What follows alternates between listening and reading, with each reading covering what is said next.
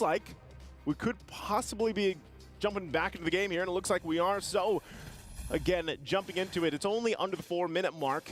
The players got everything situated here and set up with that. So, still, it looks like, too, you know, for both teams, they want to go ahead and just wait for this first objective to come up. Not all these level 4s online just yet. So, as they go ahead and kind of wait for that, this is going to be crucial. Like I said, with this Terizla pick, you need that penalty zone available, but both junglers will go ahead and start this up for now. RRQ going to hold this up in front. This is what we see Fredrins do all the time, and pair it up with Luis. Not sure.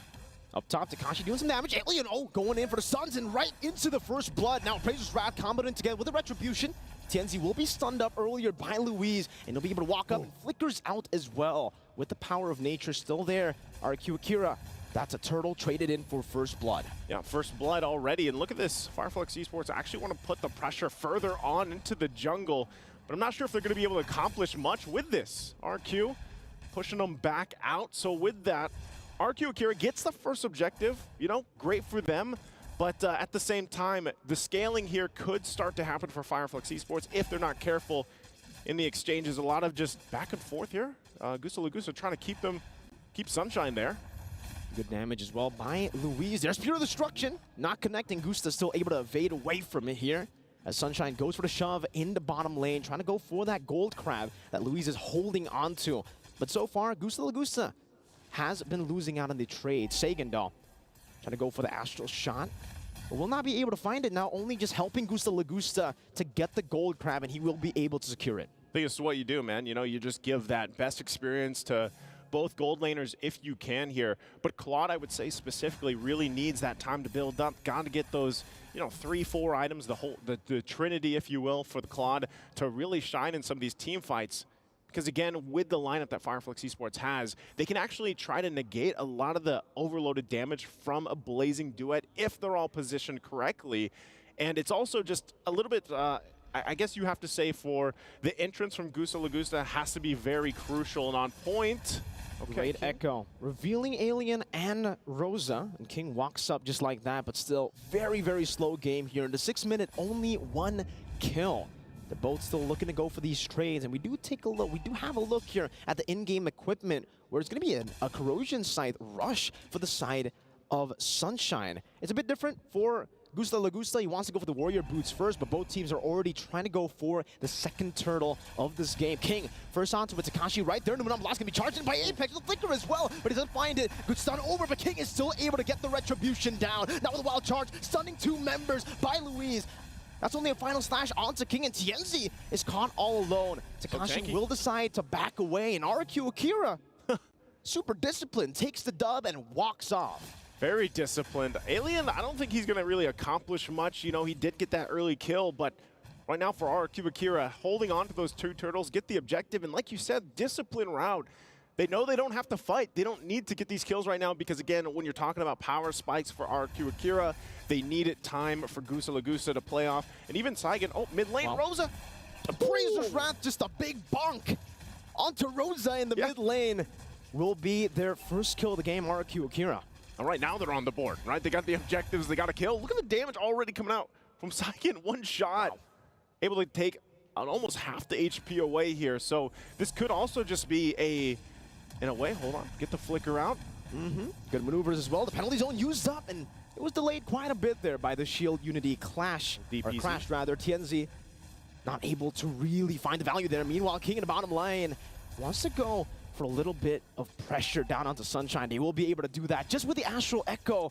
And man, RRQ AKIRA, they might be caught by the flanks here. Diversion plays to the back lane, and now it's going to be Gusta who's going to be caught even with the Purify. Apex 47 gets rid of him with the help of Rosa and Tienzi. King won't be able to prolong this team fight. Alien has rotated from the XP lane, and it seems for both teams they will disengage once again. RRQ AKIRA trying to defend in the bottom lane with a wave already shoving back to them. 4 members of FIREFLUX still here in the bottom side of the map, but King Wants to walk with the Sunshine, goes in for the Retribution. Astrosphere connects as well. TNZ trying to go for the backup as well. The Purified there will not work for him. It's a wild charge straight to the back to find Sunshine. And it's now a yin-yang reaction to be used up. King gonna go on for the Sax Appraiser's Wrath. Apex 47 able to displace himself. Takashi with a penalty zone. Locks them in the back line, and Takashi will be able to get that 1 kill on the board. Apex forced to run away up top. Vengeance forcing a blazing duet now. Alien seems like he's comfortable still going for that trade. Man, Takashi just taking a journey down to the bottom lane, and now they're going to take the journey up here to the top as the third turtle of this game is up. They could possibly just go ahead and go 3 for 3 with the objectives. They're going to be forced back. TNZ stopped. Full neutral objective control for RRQ AKIRA.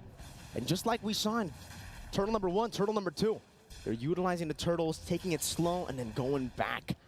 Alien still has a little bit of spice and gets barrier down. Louise trying to go for an angle to go for the attack here. The Vengeance will be able to be used up, but the taunt catches him, and Alien still is able to get out, gets that Vengeance, a cheeky little one onto the green camp.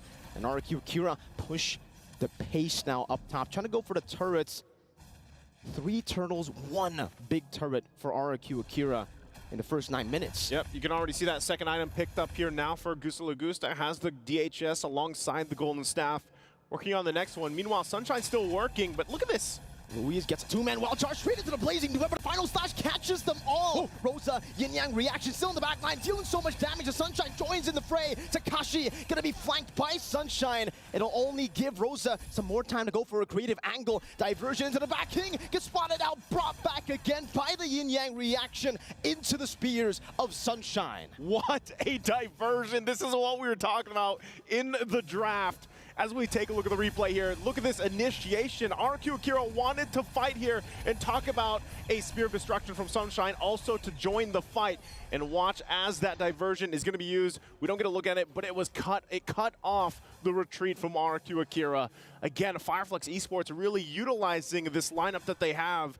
And so this, I feel like, you know, they were kind of falling behind a little bit from RRQ AKIRA, getting the lead, especially the objectives. But now they've been checked. They don't want to actually continue to make a wrong move like that. You know, they initiated again with a wild charge that they had available to them. And so with that, RRQ AKIRA finds themselves kind of resetting a little bit. Again, this is a Lord that's coming up in less than 10 seconds.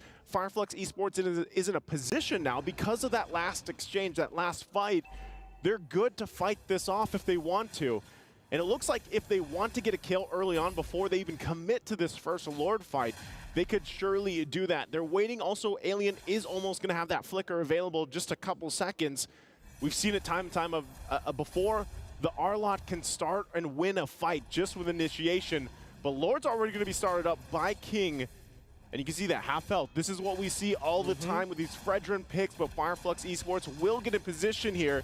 Keep an eye on as well where the Spear of Destruction ends up landing. Poisson straight into the Appraiser's Wrath. The final slash unable to displace him in time as Takashi will be isolated in the back line as Apex 47. His Numenon Blast will be canceled out by that barrier on Louise. It'll be a trade once again, Takashi for the Lord. Diversion into the back, just sending TNZ for that flank. Gusta Lagusta trying to go for the clear right now, and you can see there the bounce of the Guardian's Bulwark, sending the Astrosphere back towards RRQ AKIRA, but still, for FIREFLUX, they'll be able to get a trade down in the bottom lane as well. Louise Sunshine with the conceal now. It's going to be the Abyss Walker by Sunshine. A Spear of Misery onto King, dealing a whole lot of damage on this Moscow pick. Apex 47 now coming in with a backup, and Sunshine should be able to find the space now to go for the clear on the first Lord. Alien win for that final slash. Not going to happen, so they're going to clear out that Lord there. But you could see that damage already coming out from Sunshine. Did just pick up the DHS, I believe it was, as well to kind of round up his 3 core items that he needed. Let's take a look. Okay, Corrosion Scythe, he's got the DHS and the Golden Staff now. Pretty much even. So, you know, at that point, as they clear these minions out, they're going to deal with the Lord. Really, RRQ AKIRA didn't get that much from this Lord pick. So for that, FIREFLUX Esports doing a great job at kind of keeping things under control. Even defensively, the items are already falling into place, and that's going to be crucial for TNZ to be some of that front line for this next fight that does break out in about a minute and a half here. So we'll see. Again, both teams holding on to the Tier 1 mid lane turrets are going to help them out a little bit as well. But you can see the damage being dealt across the board here. Just massive damage coming out from Rosa. Able to provide a lot of support. Oh, Luis Still able, oh, the power of nature. Not there just yet. The wild charge will be used defensively by Louise. FIREFLUX try to go for that pickoff. And now the Astral Echo does connect onto Rosa. And here it's actually the best possible target you could go for with that Astral Echo, at least at this point, because it does spot out of diversions. Sagan able to react to it in time. Takashi with the penalty zone locks 2 members down. Apex 47 still in that bush. The Astral Field doing a whole lot of damage as Alien is forced to flicker back out. The Poissons as well from TNZ. No wild charge from Louise. He already used it up earlier, so RRQ AKIRA cannot force the issue on FIREFLUX. Man, it's too bad. I mean, both gold laners just were not there for that fight. Surely someone would have went down, even if that Spear of Destruction ended up landing and then the follow-up came through from Sunshine. But with that, ultimately what it's going to result to is just reset across the board. They prep up for this Lord 30 seconds away. Big items being picked up as well. Now the Wind of Nature available for Sunshine. Can play a little more defensively. Also for Gusta Lugusta, he's going to lock that in very soon too. Divine Glaive also picked up. Now available for Rosa. We were already talking about the damage that Rosa is doing on this Louis pick. It's insanity.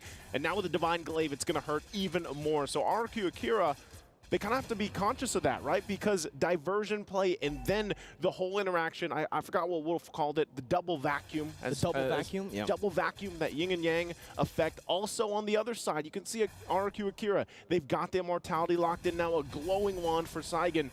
They're gonna just fight.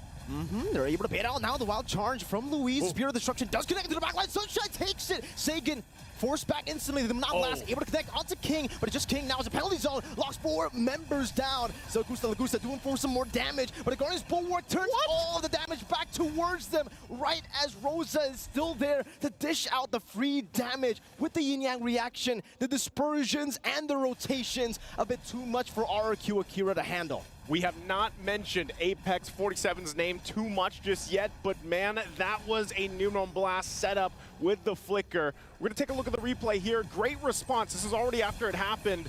But again, we talked about these small corners. The Luoyi, she's such a threat because of that double vacuum effect that keeps them in, that yin-yang effect that pulls them in.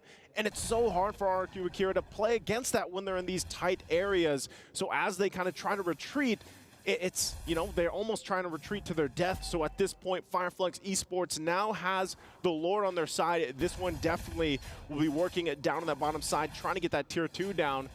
RRQ AKIRA, on the other hand, things are falling into place, but it looks like every single time, item-wise, even with their nearly identical items, I mean, itemization is nothing too drastic of a gold lead for either team.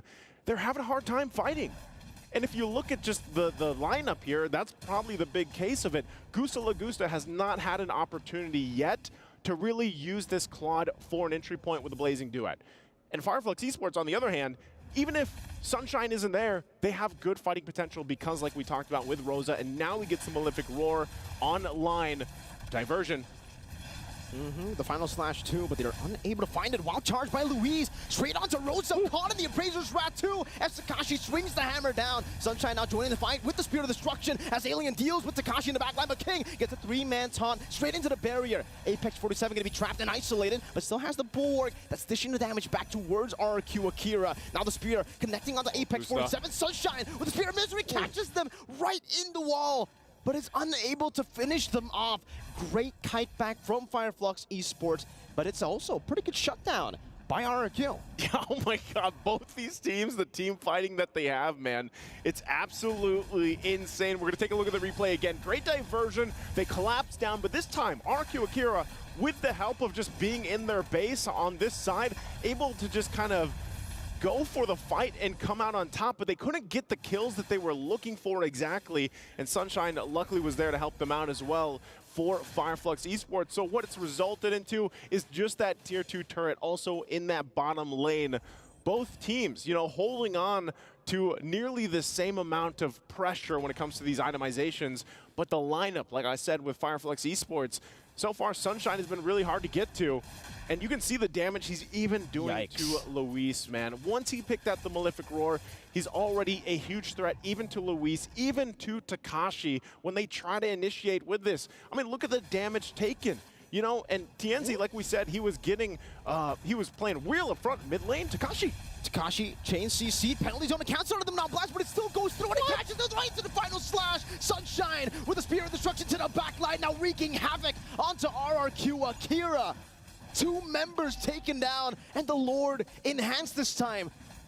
Will be spawning in the game. Tienzi will be able to go in with the shield unity, zoning the back line away from the minion waves. That's going to be crashing down. The final slash of his place king right now is that's going to be Rosa with the yin-yang reaction, taking Lagusta out of the fray, out of the play, and out of the land of Dawn. As King tries desperately to go for the 3-man taunt, he does, but he'll pay for it with his life. That's it. Sunshine and the Mistwalker to the front again to crack that base open, and it's game 1 over to FIREFLUX.